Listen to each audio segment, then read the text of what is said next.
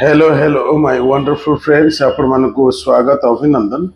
जो माने एथर prelims qualify करि पार नांती बा मेन क्वालिफाई करि पार नांती से मान ना फुल दम रे एबेटू प्रिपरेशन करंतु। आपनकर माने जो बूस्टर मटेरियल हमर अछि ता कंप्लीट करिना जदि एबेटू करि दियंतु। ता सहित जो मान डायमंड मटेरियल नेजन ताकू कंप्लीट करि दियंतु। ता सहित प्रिलिम टेस्ट री जो इंजेक्शन अच्छी कंप्लीट कर दियो एति कथा प्रिलिम पे रेडी करंतु। ता सहित जो माने मेन क्लियर करि पार नांती मेन मेडिसिन जो अच्छी 10टा बुकलेट जेमती इंजेक्शन 10टा अच्छी तो A to Z question answer practice कर दियंतु। कारण आपण मन रखंतु प्रिलिम क्लियर करिवे जहा जानिचंती, मेन क्लियर करिवे जहा लेखुचंती एवं इंटरव्यू क्लियर करिवे जहा आपण कहउचंती।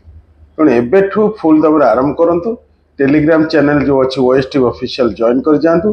पर्सनल टेलीग्राम बा व्हाट्सएप कर दें जो नंबर दिखाई गाइडेंस नहीं करी आरंभ करंतु। हजार कथा शुणुनी आपणकर चॉइस यदि सक्सेस पाइबार अच्छे एबेठू लगी जातु।